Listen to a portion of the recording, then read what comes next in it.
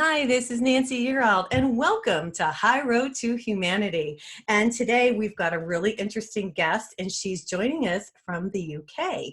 Her name is Gina Gardiner, and she's written a really cool book. It's called Thriving, Not Surviving. And if you're watching me on YouTube, I'm holding up her book right here.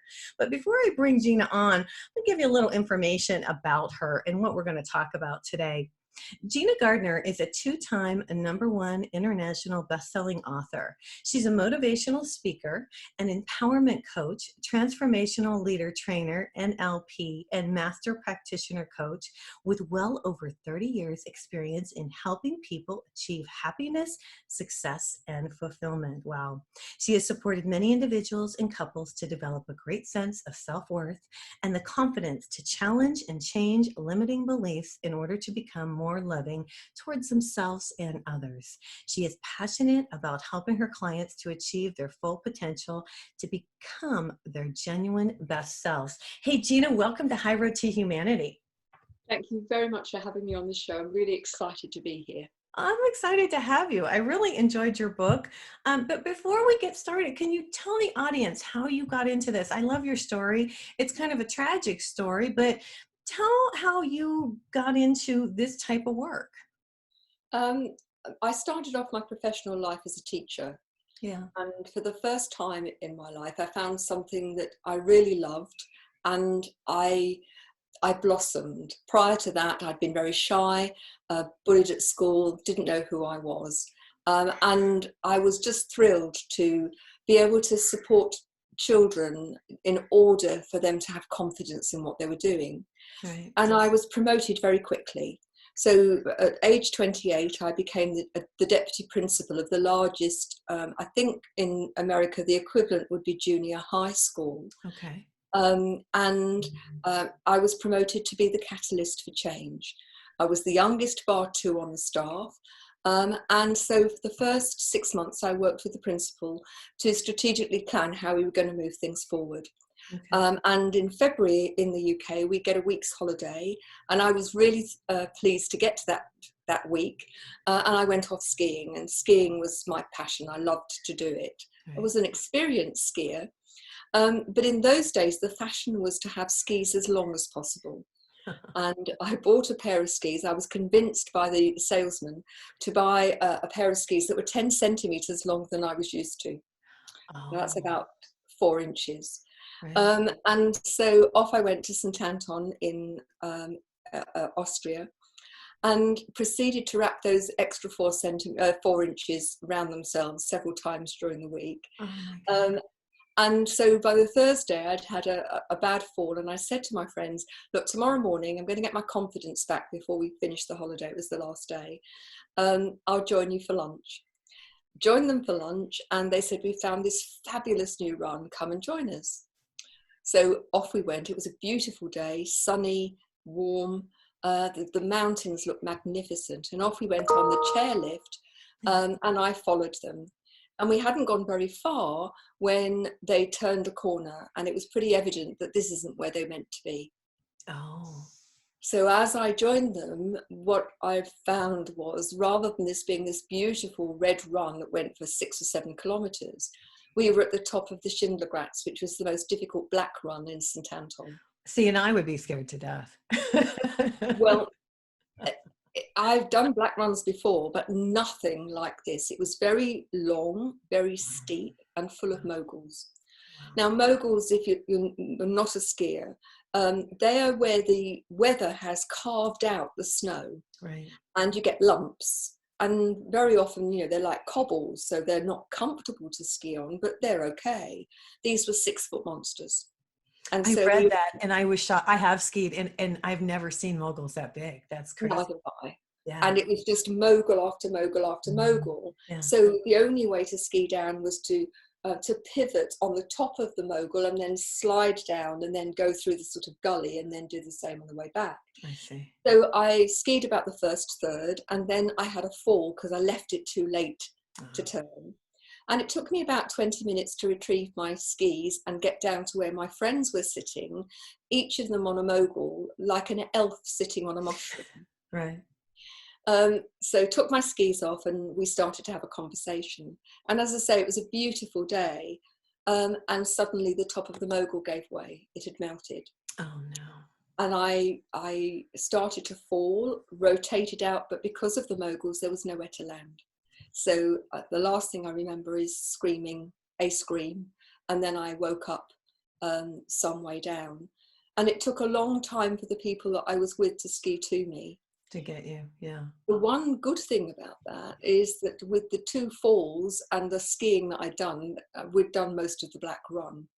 And so I was determined not to use the blood wagon. And so they helped me back to the hotel. And the next day I managed to travel home, and it was quite a challenging journey. Yeah. And my mum took one look at me and carted me off to accident and emergency. Right. And I had a concussion and I'd trapped a nerve in my neck. And it took me a couple of weeks to get back to school. Now, fast forward a few weeks, and I was the deputy leader on the borough party, taking 150, I think, 6 school children to Morjan in Switzerland. You're brave. And I was hearing it so well, brave for taking the children or brave for going both. This is something I'd done for a number of years, and it was normally great fun. But Right. as the week went on, I became more and more like Quasimodo, and I was struggling. And it got to the last day, and the children had done all their races, and we got back to the hotel. And I said to my colleagues, I'm going to have to go and lie down. I just can't manage anymore. So I went off to my room and I lay down, and within a very few minutes I discovered that I was paralyzed down one side. Oh no. Now, there were children in the corridor. I didn't want to shout out because I didn't want to frighten them. Right. But that time, that waiting for an adult to come and check on me, felt like forever. Mm-hmm. I've no idea how long it was actually. It could have been just a few minutes, but It seemed like forever. it seemed like forever. Yeah. And then there was just everything went mad, and I was carted off to hospital and then transferred to Geneva Hospital and flown home about a week later, straight to hospital. And it took me until May to get back to school. And I was struggling. I was doing school and going home and going to bed. Okay. So by the time we got to the school summer holidays, I was really relieved. And I thought, I've got 6 weeks now. I can focus on recovering. 10 days in, I got a phone call very early one morning from the principal's wife. And she was absolutely hysterical because she'd just found John, the principal, dead in bed. Oh my goodness. And he'd had a heart attack. Oh my goodness. So instead of it being a holiday of recuperation, I helped her organise the funeral. I had to let the staff, the children, the parents, the authority know what had gone on and plan for September. Mm-hmm. And I was acting head from that day. And in the January, I was appointed to be the permanent head. Wow. And I was the head for over 20 years. Wow. What a cool, now, my mobility thing. Deteriorated during that time. And by 1987, I had to use a wheelchair to get around school, although I didn't use it in the classrooms or my office or the hall. But in 96, I sneezed and ruptured a disc. And I had failed back surgery, and I couldn't put my left foot to the floor without fainting, and so became wheelchair bound. I'm sorry. And it took me 18 months to walk to the bottom of the garden. 3 months later, it was again the beginning of just before the summer holidays, and I was sick, and I ruptured a second disc. And again had failed back surgery syndrome, and I couldn't stand at all. And so between then and 2004, I was completely wheelchair bound. Wow. Now there was a huge gift in this, and I know people who are listening to this might find that strange to consider. But the gift was that I developed a unique way of getting the best out of people, right, of helping them take radical responsibility for their own performance and a shared responsibility for the team. Okay. It was incredibly successful. The school was on the best 100 schools list in the country. That's amazing. That's amazing that you did this. I'd like to think that I would have developed that style if I'd been able-bodied. But I'm honest enough to recognize that I'd have probably been too interfering. Right. And it was the recognizing that the only way forward was I had to, in some way, give people that understanding of what did excellence look like in the context of the school and have a shared language around that. Mm-hmm. But also to motivate people to want to take responsibility and to work together as a very close-knit team. Well, and you were an example for them. I think all leaders have to walk their talk. Yeah. That's part of your genuine power. Right. And whether you're talking about leadership in the business context or the educational context, Mm-hmm. but I think we have to be the leaders in our own life, Right. whether we're leading just ourselves or whether we're leading in the family situation or any organization, social or professional. If you're not leading yourself first and leading by example, there's a lack of authenticity there. Right. And Oh, for how me, fun. enlightened leadership is about integrity. Right. And for me, authenticity is a big part of integrity. Right. It's about having compassion for yourself and others. And it is about having the courage to do what's right and not just what's easy. Right. And I can tell that this changed your life, and obviously it changed all the people around you and really helped all of you as a group, as a team, and helped your whole school, obviously, because you were so successful. Hey, listen, we're getting ready to go to commercial break. Your story is very heart-wrenching, but yet very motivating because it made you who you are today. Hey, you guys, we're here today with Gina Gardiner. I'm holding up her book. It's called Thriving, Not Surviving. This is Nancy Earl, and we'll be right back.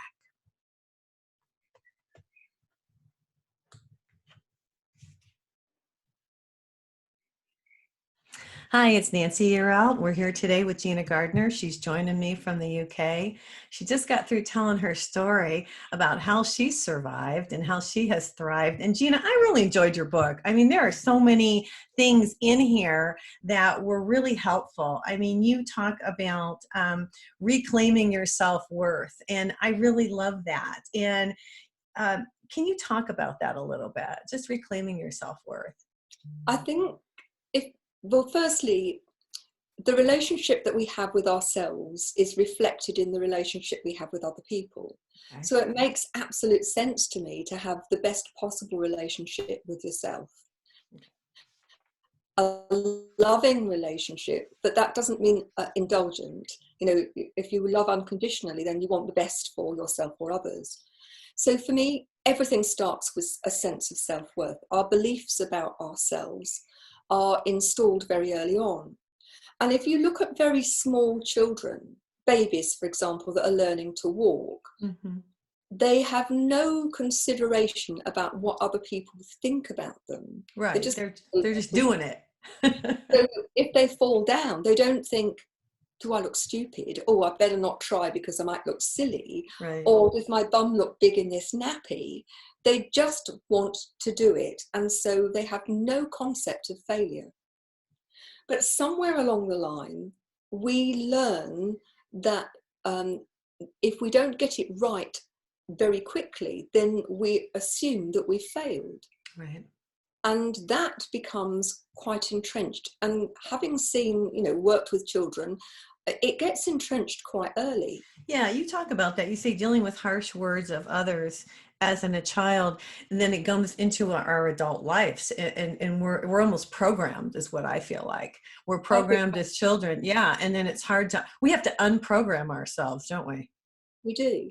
Yeah. And the interesting thing is that very often our beliefs about ourselves and the world are created by a chance remark, a parent that's saying something, and the motive is that they want you to be even better. But we make meaning of that statement or that question, somebody who tells you that you're silly, or, the parents that explained 32 times how to do something and you've not been listening, and so they say, oh, you stupid person. Right. And then you take it, and you take it literally, and you start to take on that energy. Right. And then what we all do and we're very good at it, is we look for evidence to support our belief. Oh, right. So let me give you an example. You're in a park and there are two people and one dog. Okay. All right. The dog approaches the first person who had a nasty experience with the dog when they're 3. And so their belief is that all dogs are dangerous. As the dog approaches them, they start to wave their hands in the air going, go away, go away. The dog starts to panic, curls its lip. Their belief that all dogs are a threat is Oh, it's come true. The dog then approaches the second person who's had dogs all their life, who sees the dog and thinks, that's just like Mickey, my dog I had when I was a kid. Hello, boy. Knows how to approach the dog. The dog smiles at them, wags its tail. Their belief that all dogs are friendly is confirmed. Right. Right. Now, that's a very simplistic example, but that's what we do. And that's what If we happens. believe we're of no account, then we will interpret other people's motive that we're of no account. So Well, if somebody walks past you in the street and doesn't acknowledge you, the assumption is they don't like you, not that they're just busy doing what they're doing. I see. It's just your perception of it. You know, I like how you say, you give in the book 7 days, the 7-day happiness challenge. And I thought this was really cool. And it reminded me, I had another guest on, and she said, you say, as you get up in the morning, say to yourself with some conviction, it's a new day, it's going to be a great day, and I choose to be happy. I had another guest on a couple of weeks ago, and she said, ask for a heaven on earth every day. And it's similar to what you're saying here. So whatever, and I'm big on energy, and I think you are too. When you get up and you have that, positive attitude and you say, it's going to be a great day, then it is, because you've put that energy and that intention out to the universe. And talk about your 7-day happiness challenge. Tell us about that a little bit. Most people live with the I'll be happy when syndrome. Yeah, I know, right? I'll be happy when I've got the perfect job. I've got the perfect partner who Yeah. always puts the lid on the toothpaste and never leaves the toilet seat up. With children who don't need to be nagged to clean their bedroom. That I'll have plenty of money in the bank. I'll travel where I want to. And we give ourselves all of these conditions, and it's and. Now, there's a number of problems with that. Number one is it's always in the future and it's never now. And the only thing we can guarantee is now. Is now. I know. I'm working on that, Gina. Living in the now. That's my thing right now. Well, strategies for that if you want some strategies, because there's some really simple ones that can make I'd love it. I'd love it. Tell us, because it's difficult. And I'm just going to say this because living in the now is the only way to do it. Because if you think about the past or you think about the future, you're not living in the moment, which is really all there is. So I'm open. Tell me your, because I just correct myself. Okay, I'm not living in the now. Let me just finish the happiness thing and then I'll go on to living in the now. Okay, cool. Okay, so instead of the I'll be happy when, which always is in the future, and the problem with that is as soon as you achieve those things, what we do is we put more ands. Okay. So we're constantly chasing a target that's moving. Right. Rather than that approach, it'll be I'll be happy anytime somebody phones me and says hello, anytime I've got a nice cup of tea, anytime I have a hot shower, anytime I see something in nature that I love, anytime that somebody gives me a hug. And we make it easy to appreciate those things and in that moment to feel happy about it. That's cool. So for me, there have been some pretty dark days, and it would be very easy to focus on those dark things. But even in those dark days, there is always something to be grateful for. There's always something to be happy about. Yeah. And before you start into the now, I remember something you said in your book, and you were saying that people, if you ask them, will tell a negative story like 34 times, but they won't tell a positive thing 34 times. Like there was this, you did like a survey or something. And it was like people always tell you what's wrong, but they never tell you what's right. That's kind of crazy, huh?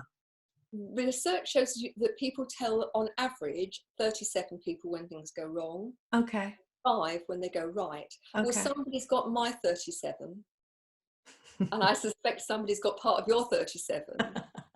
I love The it. other thing that goes along with it is it's a bit like the fisherman's tale, is that as we tell each subsequent person, it gets embellished. Right. Well, it becomes more permanent. The energy just builds and builds and builds and builds. And Absolutely. when you talk Yeah. about it like that, it makes total sense, Gina. So think about how the world would be if it was turned the other way around. Right. Yes, we obviously need to at times tell other people, but not to go on and on and on. And it's part of the same syndrome where people, I call them the problem dumpers. You know, people come and dump their problem, they feel better, but then you think, oh, and then the next person comes and dumps their problem, Mm-hmm. rather than people who identify the problem, but then go into solution mode. Gotcha. So that can really help. Gotcha. So do you want to go into things to help you be in the moment? Yes, ma'am. Okay. Now, being in the moment takes some thought. Right. So some really simple exercises that can help you. Okay. Get a square of really, really good quality chocolate Okay. and a toothpick. And a toothpick. Okay. Toothpick. And eat that chocolate with a toothpick. So that as you put that tiny morsel on your tongue, start to savor it. Experiment with putting that bit of chocolate on different parts of your tongue. Look, feel the sensation as it melts. Feel the taste and really focus on the taste of that chocolate. Now you can do the same with a cup of good coffee or a glass of good wine. Okay. But what we tend to do is we're so busy being quick Right. that we don't actually savor that moment. We gobble it down. A very simple strategy. Second one, collect gratitudes. Okay. All right. So as you go through the day, notice the things that you appreciate and make it easy. For me, my day starts with good plumbing, a hot shower. Okay. And if ever I Okay. go anywhere and I haven't got a hot shower, I really miss it. We're the But, same. um, but things like a nice cup of tea, Right. things like, you know, my cat makes me laugh, Right. or it is a good phone call from somebody, or something's gone well and somebody said thank you. But throughout the day, actively look for things to be grateful for and notice them. Okay. It Now, starts. now I'm going to stop you. I always say write them down in the evening before you go to bed. I have a little book that I keep, like a journal, and I always write what I'm grateful for. Do you say that as well? Well, I was going on to say that before you go to sleep, choose your top 5. Okay. Scan the day, because you by this time you will have dozens of them. Right.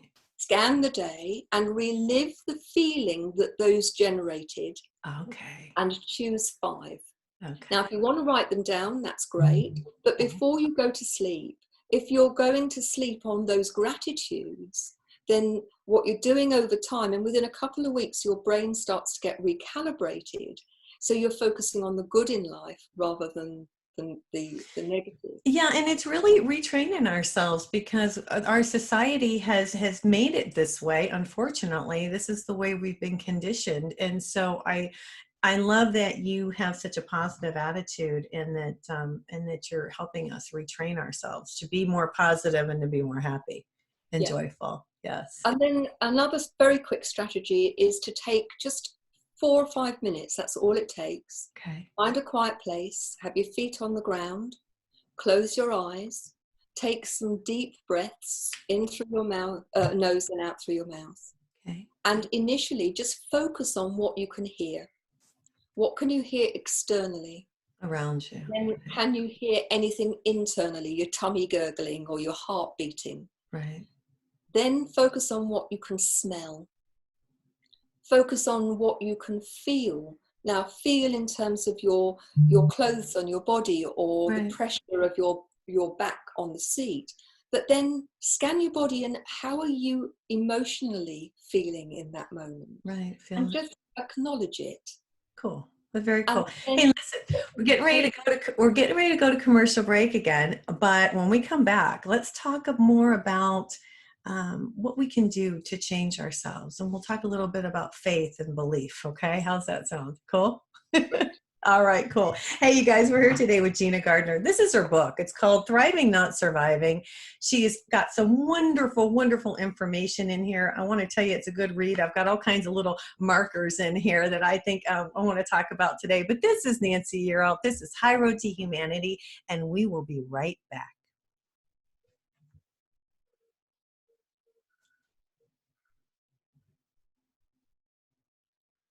Hi, it's Nancy Yearout. I'm here today with Gina Gardiner. She's joining me from the UK. Gina, you're just giving us lots of information. I have some notes here and I wrote down changing others. You know, you can't change others, but you can change yourself. And you say, and I agree with you, that when you change yourself, it affects everybody else and they change possibly too, right? Can you talk about that?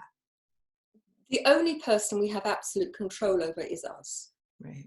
We can't change other people, however much we might want to. But when we're taking radical responsibility for ourselves, and I think that's really important, I also think it's important to recognize that 95% of our thinking, our emotions, our actions, our words are habitual. So once we take radical responsibility for ourselves and we recognize that it's so easy to be triggered into that habitual way of being, Mm-hmm. then you have an opportunity to make changes. So if you've got a relationship, for example, and it could be a relationship with a partner or your child, or it could be with your boss or your subordinates that isn't working for you, it's very common for people to blame the other person.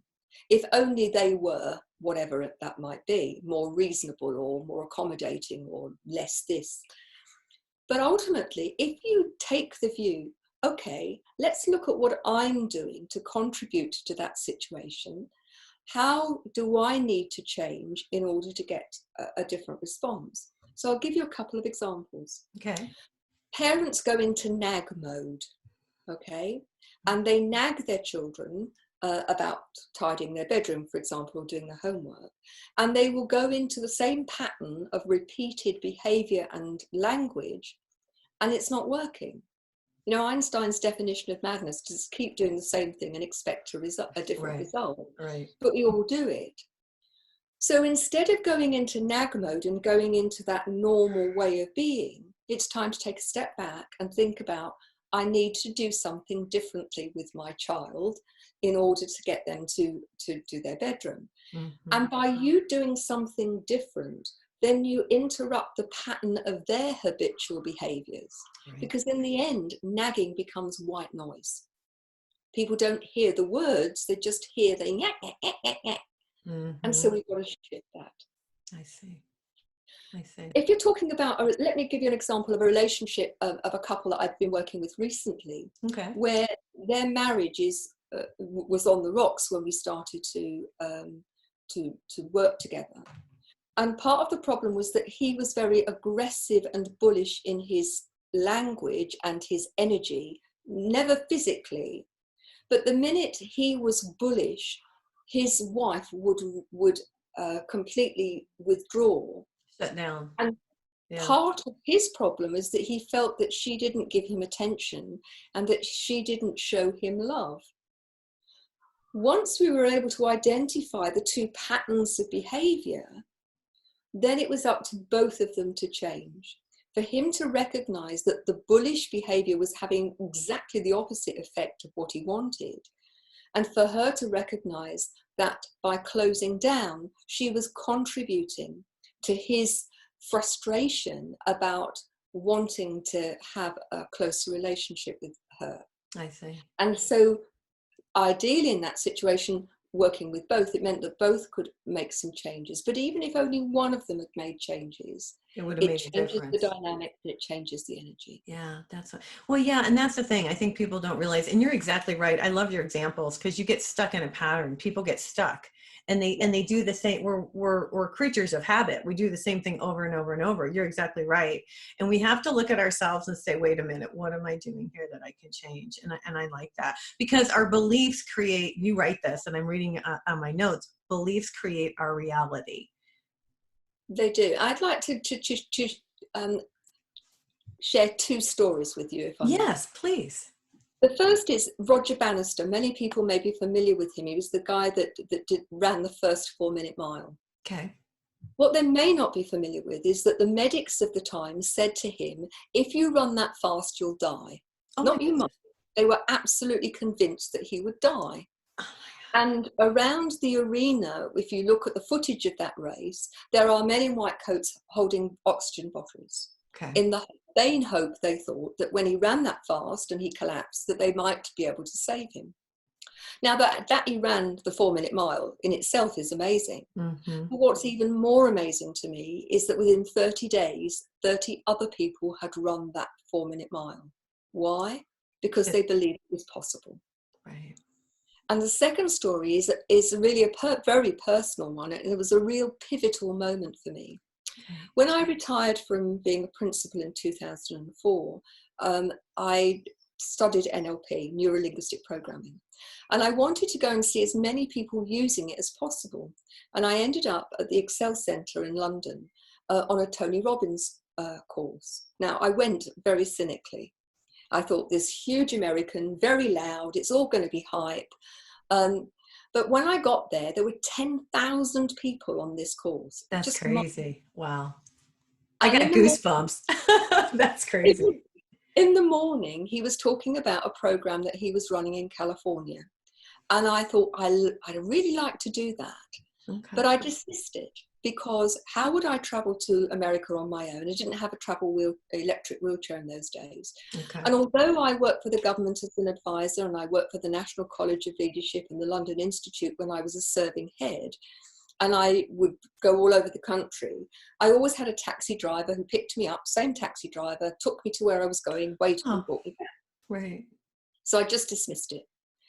Later that day, we did the fire walk. And for those who are uninitiated, please don't try this at home. You walk across hot coals in bare feet. And if you're in the right mindset, you don't get burnt. Right.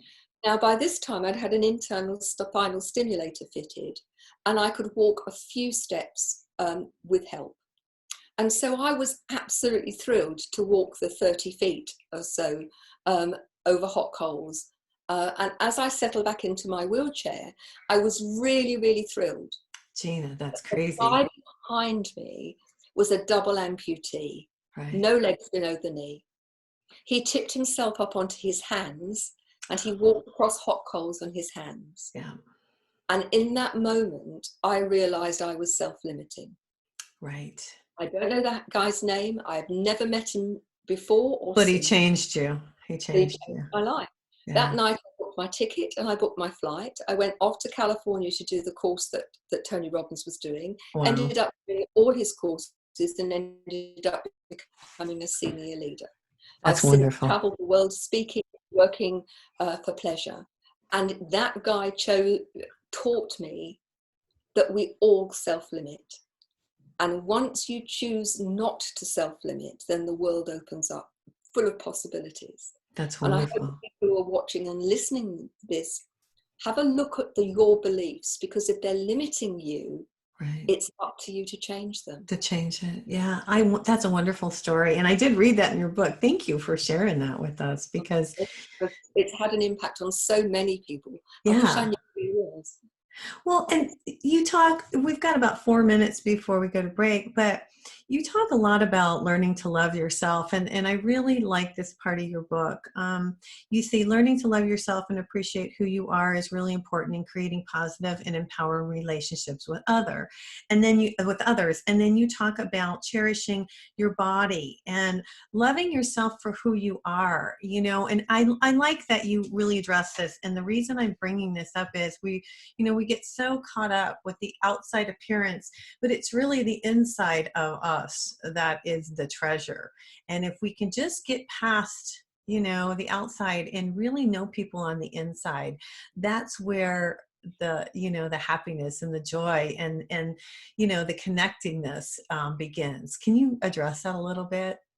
I think that there's been another pandemic that's been going on for a long time. Mm-hmm. And that pandemic is called comparisonitis, because we compare ourselves to people in the media who've had surgery, who have, the best hair and makeup artists, um, with Photoshop images that have Okay. been airbrushed. That aren't real. Right, exactly. And we're constantly comparing within, and you look at social media, for example, which can have some really positive effects. But one of the issues, particularly for youngsters, is that they don't necessarily make the distinction between what's real and what is just an image. Right. And then we start to compare people's bank balances and their Mm. houses and their cars. And one of the things, the positive things that certainly come out in the UK is I think there's been a reassessment of values. Right. Who would have thought that 8 weeks ago we would be valuing porters in hospitals, people in shops and the food chain, doctors Mm-hmm. and nurses, Mm-hmm. higher than footballers, than media stars, than pop idols? And I hope that one of the things that will come out of this terrible tragedy, and I'm not making light of it, is that we will start to recognize that the value of kindness and Right. compassion, Right. and recognizing that we all have a part to play. Right. And yeah, you make the best of yourself, but actually by loving who you are, wobbly bits and all, and we've all got the bits of us that we don't like, Right. recognizing, even if you don't like the look of it, enjoy it for its functionality. Right. Our bodies are amazing machines, aren't they? Right. And as you talk about this, and my thing on the COVID is it's given us a time to actually sit and realize what's important. And just like you were saying, it's the people around us, it's the love and the compassion that we have for each other. It's not all this outside stuff. It's not the material stuff that makes us happy. And it's made us sit. This is my big thing. It's made us sit and realize what is important. So I think when we go back to work, and I was telling you before we started the show, I finally got my hair done, guys, because they opened up in Texas. But it sounds so crazy. The girl who did my hair, she said, "I am so happy to be here." And that's exactly what I think is going to happen when everybody finally gets back to work, because there will be no normal. This will be the new normal. Yeah. When they get back to work, they're going to be so excited to be there that everything is going to be better than it was before. Do you think that, Gina? I hope so. I really hope so. I do And I hope too. it lasts. I hope that will have been long enough Right. To make a for change. to make a fundamental change in Yeah. what people see as important, because Yeah. it needed to happen. I agree. Not Hey, just about how we we got to treat. go to commercial. I got to Okay, stop you. I'm sorry. I love talking to you. I could talk to you for a couple hours. You guys, this is Nancy. You're out. We're here today with Gina Gardiner. Please pick up her book. Gina, where can we get your book? it's on Amazon, or you Okay. can go to the website, which is genuinely-the-word-you.com, genuinely-you.com, or Amazon. Genuinely-u.com, you guys. Yeah, Okay. and This the is word. Nancy. This is Nancy. You're out. We'll be right back.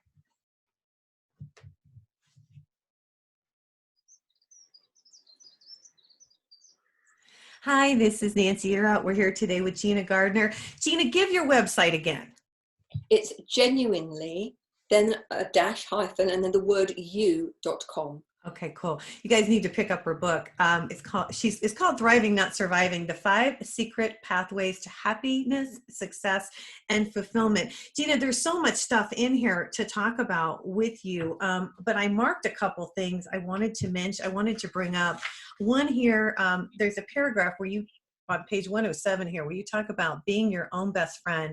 And you say being your own best friend is all about learning to love and appreciate who you are unconditionally, and learning to give yourself as much care as you would treasure as a treasured best friend. Can you say a few words about that? One of the things that I recognized pretty early on was that people often treat other people much better than they treat themselves. Yeah. They have one set of rules for themselves and something quite different. So, when you talk I talk to a client about an achievement, and they say, "Oh, that's nothing. It's okay." And I'd ask the question: if that was your best friend who'd done that, would you just be saying to them, "Oh, that was okay"? And they say, "No." I'd tell them how well they'd done, how lovely it was. And so I came to the conclusion that if we each treated ourselves as we would a really treasured friend, no better, but Mhm. no worse, Right. then generally speaking, we would treat ourselves well. Because with a best friend, if they've done something that you don't like, you'll tell them, but you don't go on and on and on. And yet that voice in our head can Right. go on saying, what did you do that for? Why didn't you do this? You should have done this. You shouldn't have done that.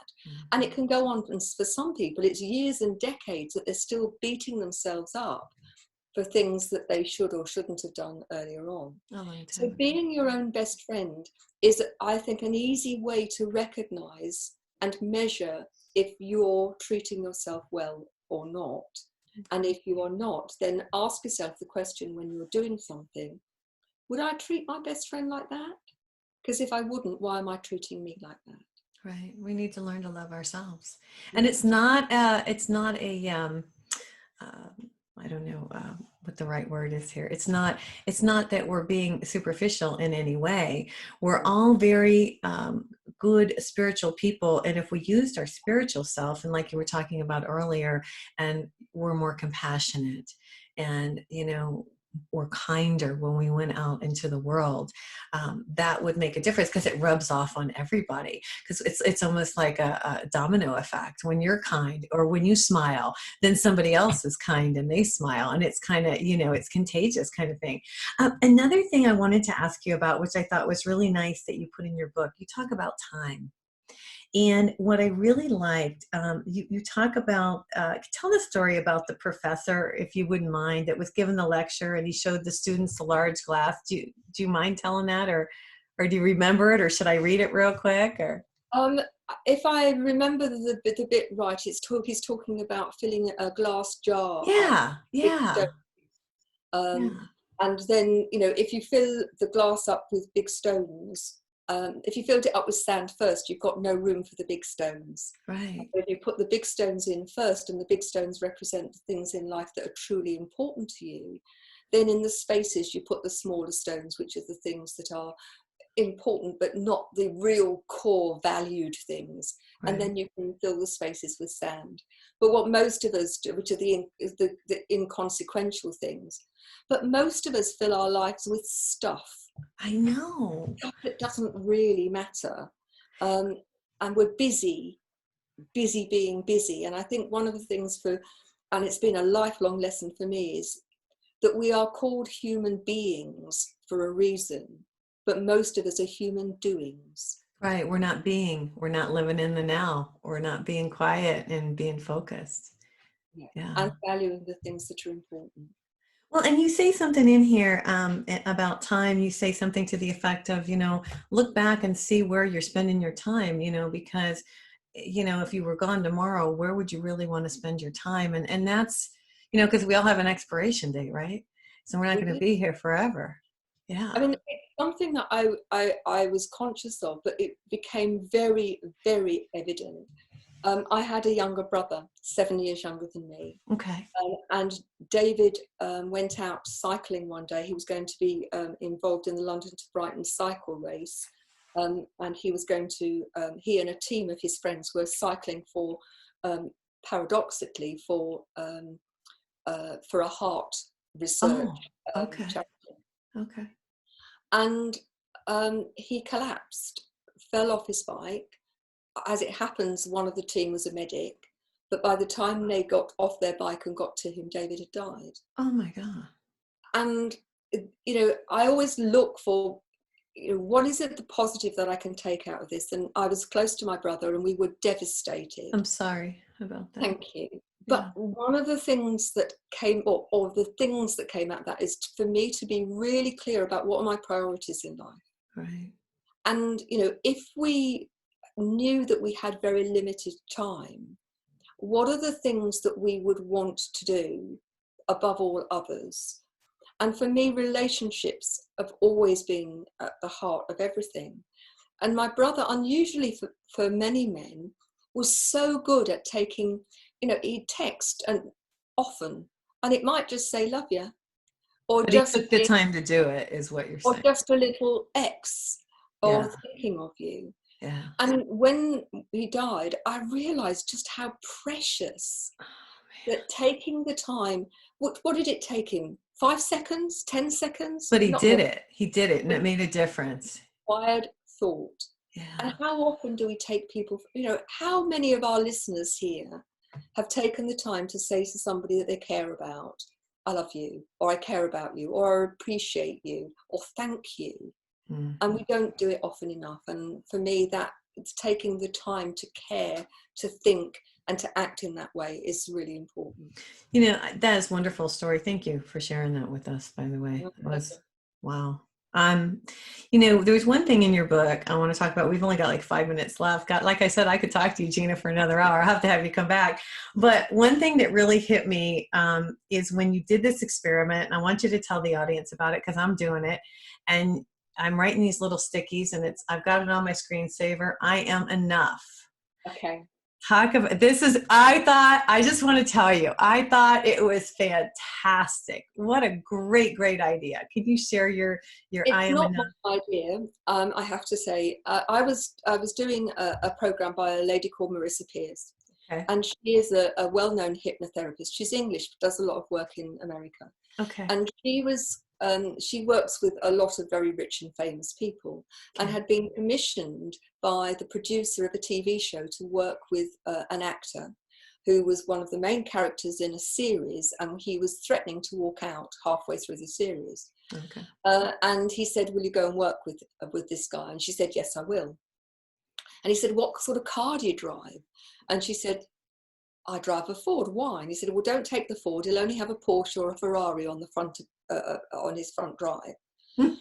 So she arrived at the apportioned time, and he said, what's that piece of crap doing on my drive? Because she'd driven her car. And she said, well, I'm here now.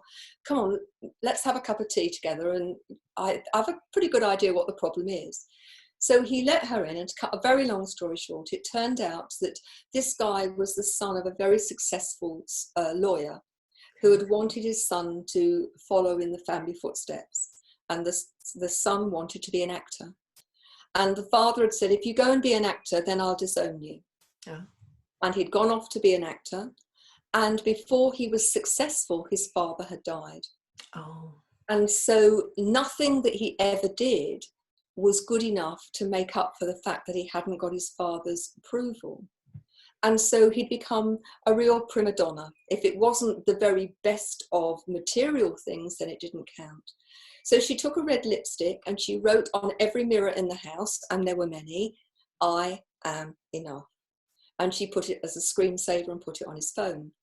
Now, at that time, I was running a women's empowerment group, and I thought, this sounds like there's something here, because I talked about being enough in all sorts of ways. Mm-hmm. And so I made some very simple posters, which simply said, I am enough.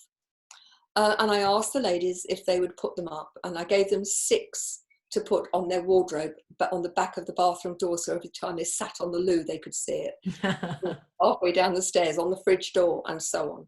And I asked them, every time that you see that phrase, I'd like you to say it with some real conviction. And I changed it slightly in that I wanted them to say it 3 times. I am enough. I am enough. I am enough. And I asked them to do that for the month between when I gave it to them and when we met, and I did the same. The results were mind-blowing. Wow. They came back and said, we feel more assertive, we feel better about ourselves, we feel, and they use words like, I feel transformed.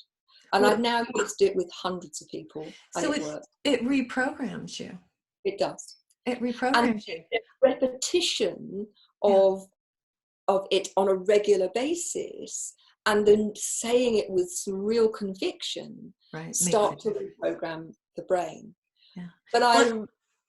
But red lipstick on your mirrors is a so-and-so to get off. It's much with a poster. So don't do that. Yeah. Well, I mean, because we've all had parents that, wanted us to do different things than what we did and maybe didn't encourage us enough. And that really hit home with me. And I pulled out the sticky and I did the screensaver and I said, I'm going to do this because I think it's empowering and I think it's really fantastic.